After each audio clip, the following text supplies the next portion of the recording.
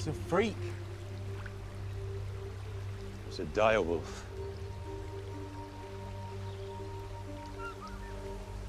Lord Stark.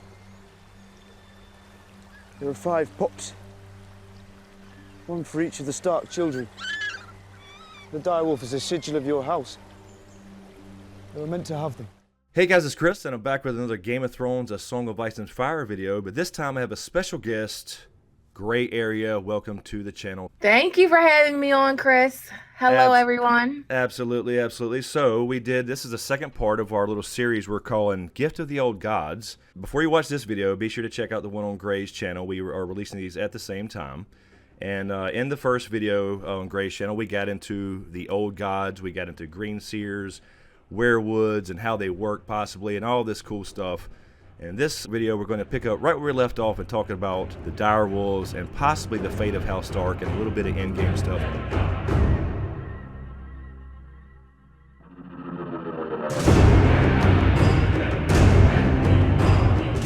Left off on your channel, Gray, with we think that, I think you agree with me here, Bloodraven sent the direwolves.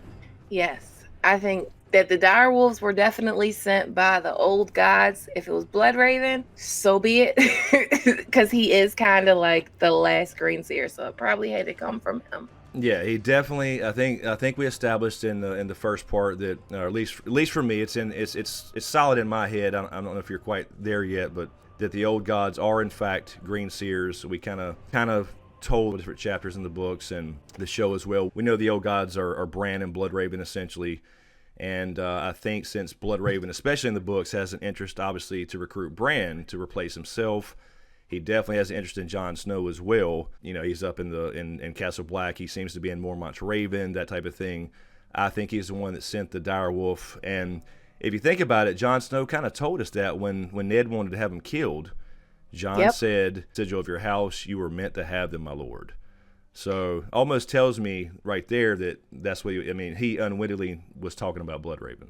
Yeah, I always hashtag free ghost, but I'm always an advocate for how important these direwolves are. When George R.R. Martin did an interview with Time, and he said that the first scene came to him. He was working on Avalon, a sci-fi novel, and this scene came to him. A boy, Bran, going to see a man beheaded and finding direwolf pups in the snow.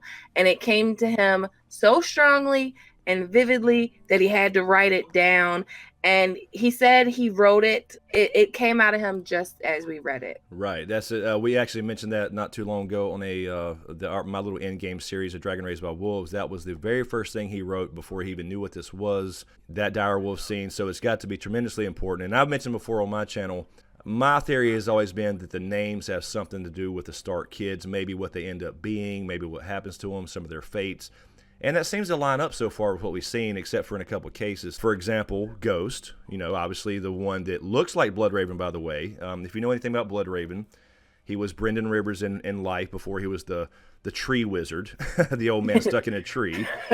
He had this pale, he was an albino, right? He had red eyes. He had the mark. We talked about that on your channel with Bran being the odd one out because he doesn't have the mark of red eyes or green eyes. But exactly. Ghost specifically is white with red eyes, really kind of mimicking Bloodraven in that sense, and that happens to be Jon's pup, the last one he finds. So you have the name Ghost. Jon is now a ghost, technically in the books, I guess you could say.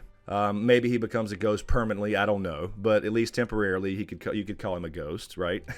You could. I think that's fair. You have Lady with Sansa. Sansa wants to be a lady. Maybe she will be the Lady of Winterfell at some point. She technically is now on the show for a while till Jon gets back. We'll see how that ends up in the long game. Let's see. Nymeria, the warrior queen of Dorne. You have Arya with Nymeria. She's obviously going on a different path. She's not a lady. She doesn't want to be a lady. So she's kind of fits that bill as far as this warrior queen, faceless assassin. Yep. A Shaggy Dog. Obviously in the show we've got to this point. Shaggy Dog in a literary sense means a story that's going nowhere. And Rickon's literally went nowhere. He just kind of died, out in the field because he didn't zigzag. That was a stupid name. Why did he name that beautiful wolf, shaggy dog. I know, because he's what, 4 in the books. I don't know. Yeah, he I is. thought He's that was a dumb baby. too until I realized, wait a minute, that means something. You know yeah, what I mean? it lines up. It does line up. Of course, I think in the books that will follow suit. Right now, Davos is off in the books looking for Rickon and Skyghost, and you have the Manderleys involved and all this kind of stuff with the Northern Conspiracy. But anyway, the point being that in the show, he's dead. It went nowhere, so it's a Shaggy Dog story. Grey Wind, I'm not really sure how that fits, because obviously Rob's dead, both book and show. So I really can't make Grey Wind quite fit. Nothing comes to mind as far as like his fate. It didn't really, foreshadow his fate at the Red Wedding or anything. Mm-hmm. So I don't know about Grey Wind. That's a hard one, admittedly. Everybody remembers the scene that broke the damn internet, right? When the Red Wedding, and then they sew insult to injury. They sew his fucking head on Rob, and same thing in the books. So everybody knew that was coming. Yeah. But I definitely think the names are significant. I don't think they're just random. I mean, you were talking before this, right? And you were mentioning maybe Sansa dies because Lady died. Yes, so my idea of the Direwolves is more of their fates, the Direwolves' actual fates and lives match with their owners, even when they're not together. Nymeria and Arya separated in the Riverlands. Nymeria gets this whole direwolf pack, and then Arya is in King's Landing, and she gets separated from her family. She's by herself, and she gets a pet, Hot Pie and Gendry and Lamy Greenhands, and she actually refers to them as her pack. She thinks of them as a pack, and Arya does this whole like traveling through the Riverlands, just like Nymeria. Nymeria's in the Riverlands traveling through, gaining a pact, just like Arya. Arya has to go across the Narrow Sea, and she's like away from her family. And now we know that she's back.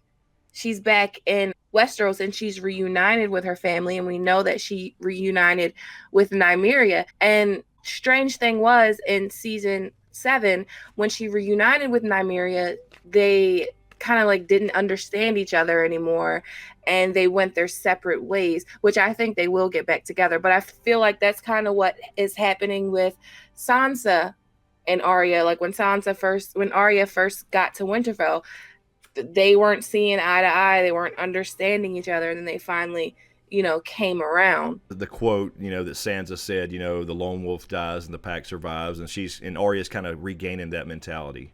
Yes. And I did purposely leave out Bran and Summer for last. We talked on the first part on your channel a lot about the old gods and Bran and Bloodraven, but his direwolf, obviously, Summer, right? I think that, in a sense, tells me that he will be not the only one responsible, but a big role in bringing back the Summer.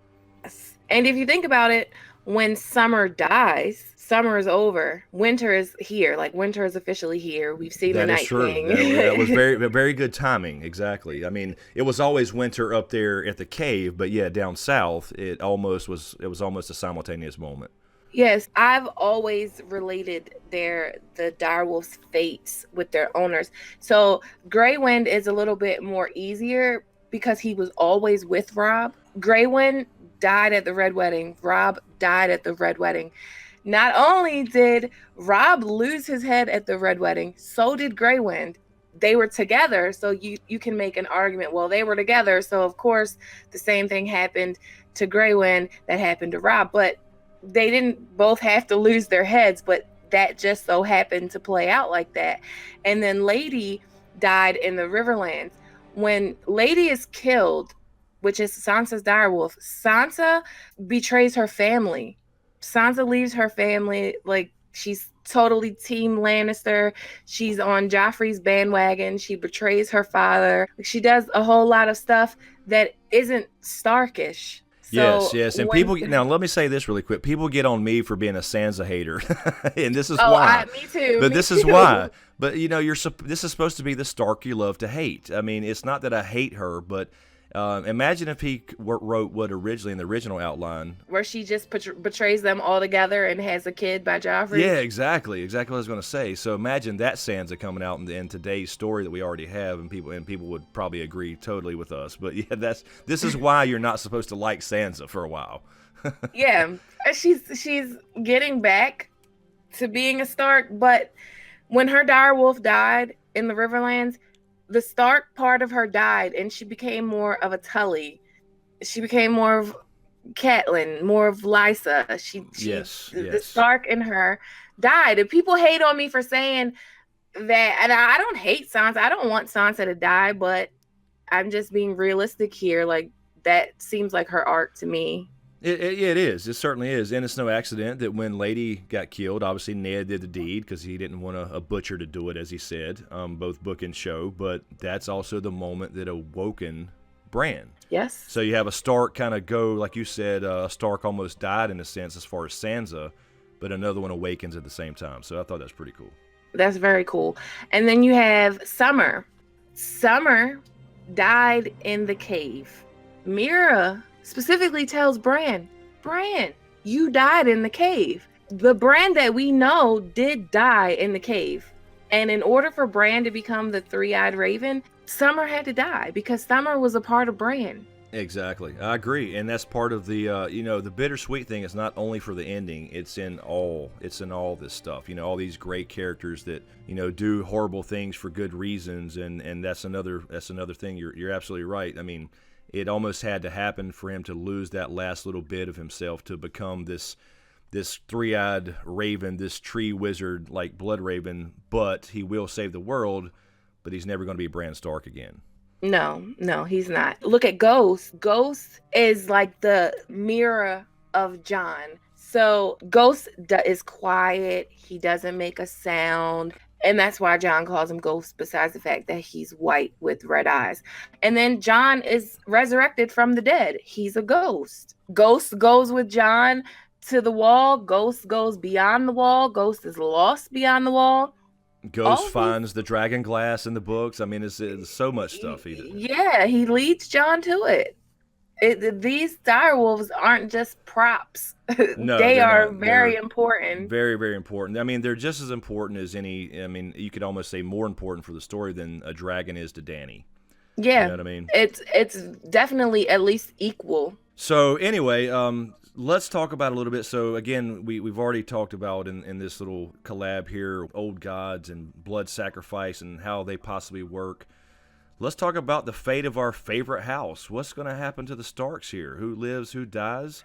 Name going to live on somehow through somebody? Maybe even what happens to Bran in the end of this thing? My belief is that Lady was butchered, or Lady was killed by Ned Stark, and her body was returned to the north. But Lady only died because Nymeria had ran away and Nymeria couldn't be found. So Lady died in the place of Nymeria. So I believe that Sansa is going to die in the place of Arya. Ah, interesting. Mirroring their direwolves, and Sansa will be buried in the north. But I think that fits Sansa's arc because we see Sansa coming back to being a Stark and being for her family and things like that. And I feel like a redemption for her would be to give up herself to save a family member. That would be kind of out of character of Book One Sansa. Book One Sansa would never do that.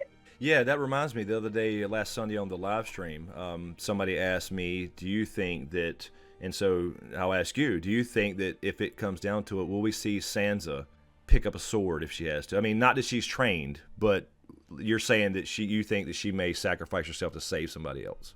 It might be a situation where Arya gets herself in over her head.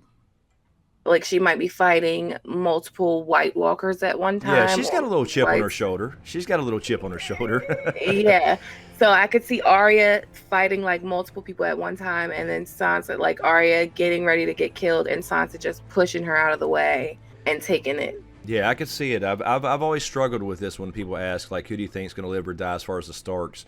And it always seems to come down between Arya and Sansa. I do think, and we'll talk about Brandon in a minute, but it's almost been a coin flip for me. But that makes sense. That's a good thought. And I think it makes more sense for Arya to make it to the end of this thing. I definitely think if you're an Arya fan, you have nothing to worry about. Right. I'm biased though because I'm an Arya fan, and I don't think she's gonna die. I don't think she's going to be like this happily ever after, marry Gendry and live in Winterfell or anything like that. Like, I think that her ultimate fate is in Braavos. And once everyone from her list is gone and everything, she owes a debt to the faceless men of Braavos. And she's going to have to, that's where she's going to have to be. Yeah, I could see that in the books. I still think in the show though that Sansa and Arya almost like you're saying with the Direwolves. I've always thought of them almost swapping places, not knowingly, but they kind of end up in that position because obviously we had Arya early on in both book and show. You know, I don't want to be a lady talking to Ned, King's Landing. Yeah. And then she, as you know, and then they had this conversation last season. You know, the lone wolf dies, the pack survives, all that good stuff. So she's coming back into the fold. She may, for the good of the family, become almost a lady. So I'm not saying there needs to be some big happy ending with Gendry or anything either, but you know what I mean? Yeah. I mean, well, Lyanna was a lot like Arya, and Lyanna probably at Arya's age, when Arya was talking to Ned, she probably never wanted to be a lady either. Exactly. Like so, exactly what I was going to say next. Again, we're on the same page here. So yeah, I could see it happening, but I just think that George is inspired by Lord of the Rings, and at the ends of the War of the Ring, nobody had that happy ending except for Aragorn. That's it. I think all of the Starks are gonna live, with the exception of Sansa. Yeah, I tend to lean that way too. So before we get into the Stark name specifically, really quickly, what do you think about Bran? My thought's always been, I don't know if Bran could, like we were just talking a minute ago, I don't know if he'll ever be normal again. But if you, in my idea of the end game, which goes into part 5 of my series, I know I keep repeating that, but it always goes back to it because I'm kind of in that zone now. But it's like I could almost see Bran dying if you take away the magic, right? If we we were talking about the werewoods on your channel, if that is a source of magic and that somehow burned, as in burned them all, at the Isle of Faces being the source, because the Order of the Green Men are protecting something there. It can't just be a place where they sign something, right? Yeah. It's not like this Smithsonian. There's some kind of piece of paper in a glass thing they're guarding. But I can almost see if the magic is cut off, does Bran die? Does it sustain him, or does he turn into a Hodor type of character, or you know what I'm saying? What happens to Bran? I kind of think that Bran, if the magic was gone, let's just say like he still lived as Bran, even though I think the boy we knew as Bran died in season 7 or in season 6. I don't think he's Bran anymore. But this last Green Seer, if the weirwoods are cut off, maybe he dies. But if he doesn't die, would he want to live? Because the only thing that's really comforted him about not having his legs, like he was actually really miserable during a lot of the book, during A Game of Thrones and A Clash of Kings, because he didn't have his legs. And the one thing that was kind of his solace was having summer, where he could walk into summer. So he doesn't have summer. Yeah, Jojen was, and Mira were like, look, you can't stay too long. But he was like, but I could run and I'm free. That was his out. Yeah, so him being in these weirwoods now, like he stayed too long. Bran creeped me out so bad last season. Like that thing that we think is Bran is not Bran. Yeah, definitely emo Bran for sure. So yeah, I don't know. I mean, I can't see him. I kind of agree. It's almost like there's not enough room for Bran, and he's already basically told us he's not Bran Stark. He can't be a lord. Yeah. So I don't know. I don't know if he just dies, he withers away, or just kind of goes away. I just don't see him living normally. I don't know. We'll see. Maybe there's some kind of, he thinks it's his fault. Even the actor on the show thinks it's his fault that Hodor died. Yeah, it was.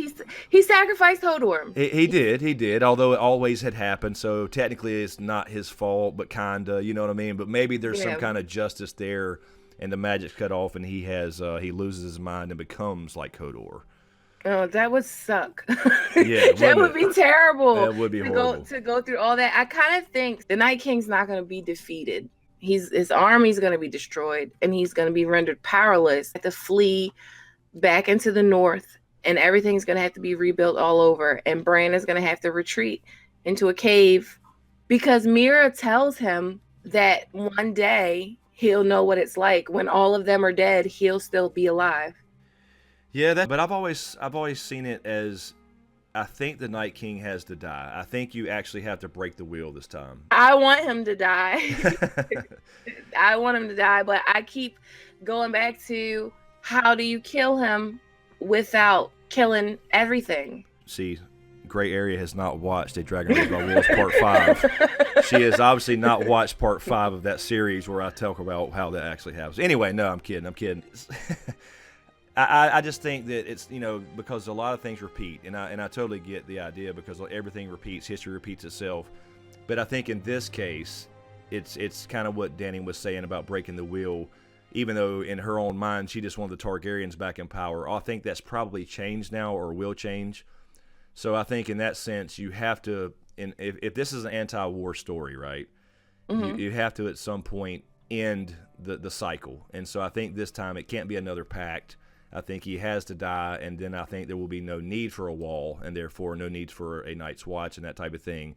And then you'll start to see, maybe in A Dream of Spring, I don't know if they'll do it in episode 6 next year, whether that's a couple months or a couple years after the Night King dies or whatever, and magic's perhaps gone in the world, whatever. There'll be some hints of change. I'm not saying it'll be an overnight republic or democracy, you know what I mean? But you've seen little hints of that already. Dany leaves Meereen and says they're going to vote their leaders in, etc. So I think they got to break the wheel in the sense of that part of history not repeating again, because apparently that happened the first time, right? Because otherwise you wouldn't have the last hero story, you would never have the wall. So whatever got them to leave before, I think this time it's got to be death. Yeah, but I was wondering what my issue was. If he could be killed, why didn't they kill him before? I think it was. I think personally, it's related to Jon. I think it's the Pact of Ice and Fire that never happened before. Now has been. That's what he's responding to. I think the timing seems right, even though the long history as far as the timelines are screwed up. But this is recent. It's got to be something fairly recent, because in the prologue is when they show up.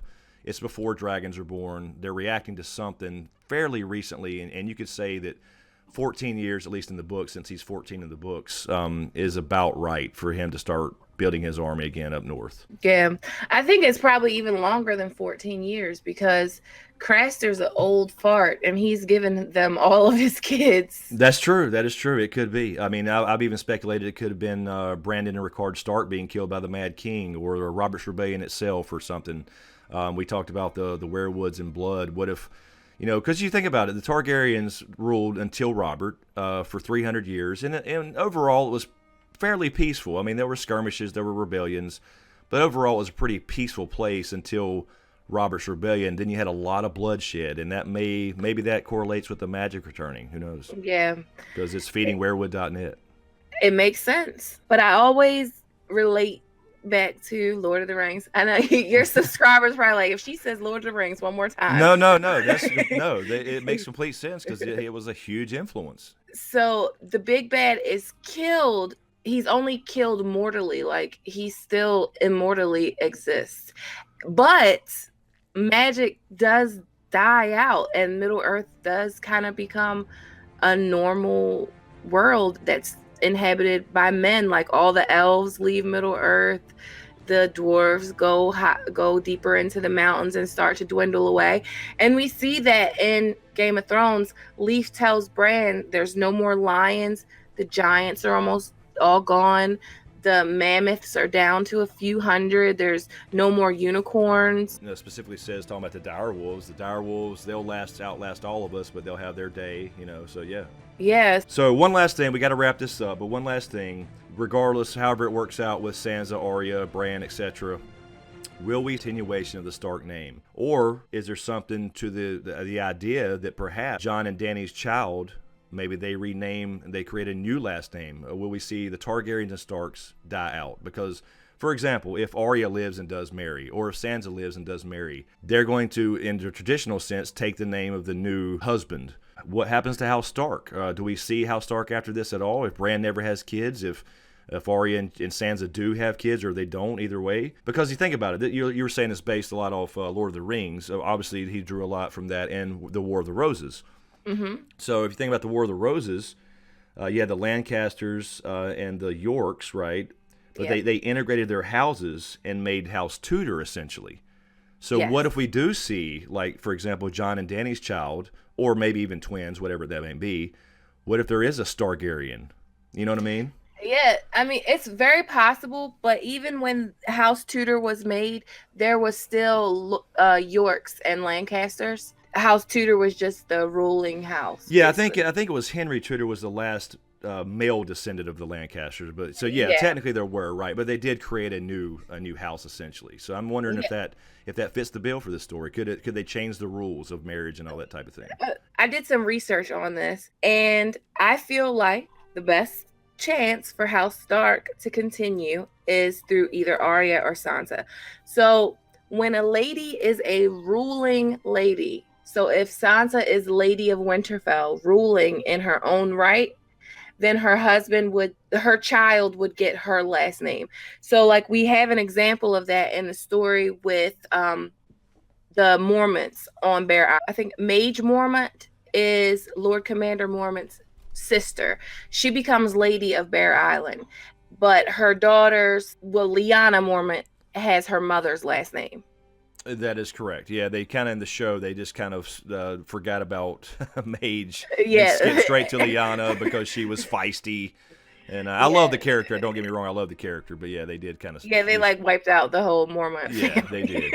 We just get Jorah and the baby bear. Definitely could see it carrying on like that. I see Jon as a Stark. R plus L equals J. But Absolutely, no question about it.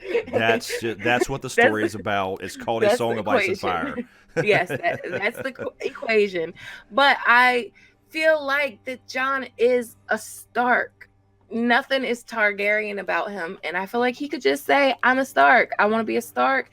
You can be a Targaryen." That is true. We'll see with the love story, but we'll see how that changes. But yeah, I think when he finds out, it'll be very awkward at first. He'll have to accept it, but I don't think he'll ever go by Aegon Targaryen. To me, he's always Jon Snow.